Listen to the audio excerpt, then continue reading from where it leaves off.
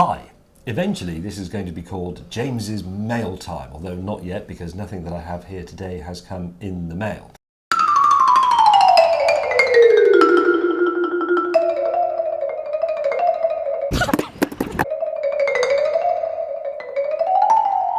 Going up.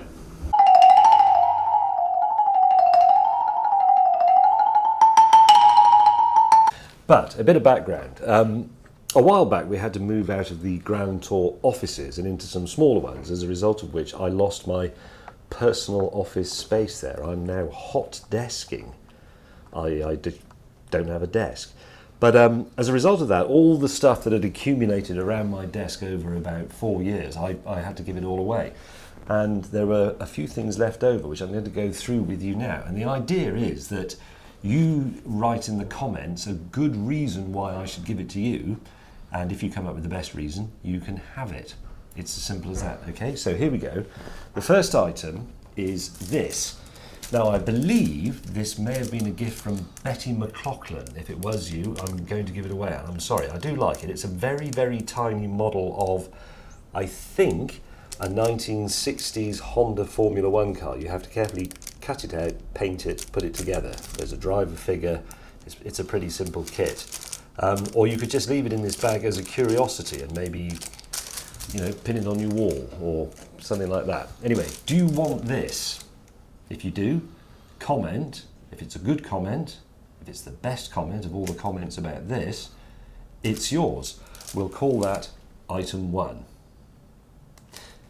Good. Next, I've got a sort of sneaking suspicion these are a gift from Jane Brewer, another regular contributor and commentator. One of them has been made. They're these little miniature push out and assemble fighter aircraft gliders. That's the Mitsubishi A6M0. We've got a Wildcat and a Tempest. I think that's meant to be a Messerschmitt 109 Emil. There are 1, 2, 3, 4, 5 left in this set, with propellers and little nose weights and all the bits you need to put them together and throw them around the office and annoy everybody. Would you like those? If you would like those, tell me why you'd like them. And if I like why you like these gliders, you can have them. Now, this is an interesting one.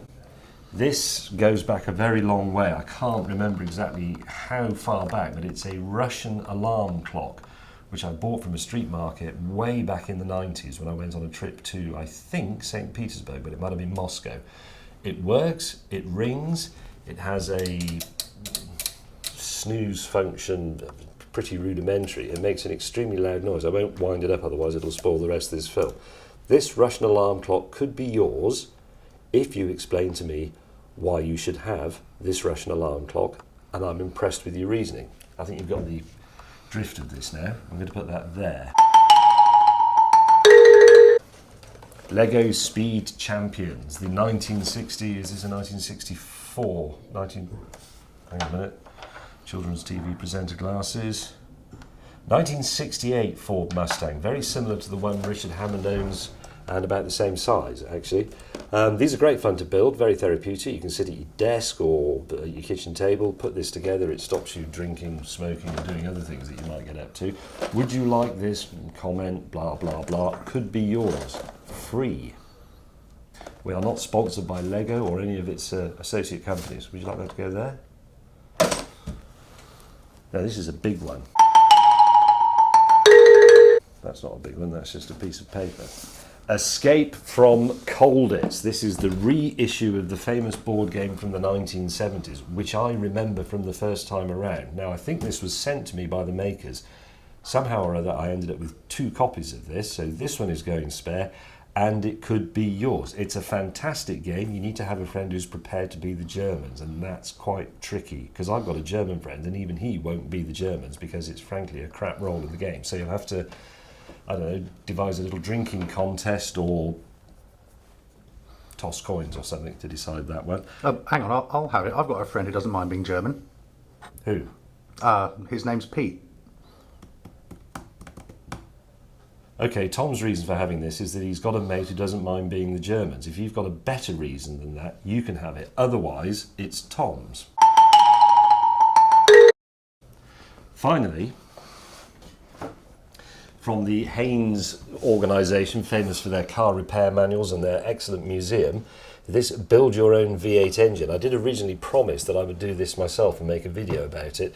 I've never got around to it. It's quite a complicated job, but a very rewarding one. It's a working model. The pistons go up and down, the flywheel goes round, little spark plugs go off, and you will understand how this piece of technology, which we're only going to have for another few years, works. Would you like that?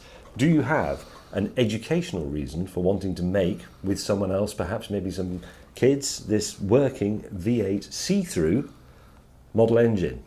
Convince me that you should have it, and you shall have it. And that's it. Now, if you have lots of things at home, in your kitchen, in your office, in your garage workshop, that you sort of don't really want, but that you feel you can't really throw away either, send them to me. The address is coming up down below in a second, and I will try and find them a good home, unless they're complete tat, in which case they'll just go in the bin. The DriveTribe bin is mahoosive.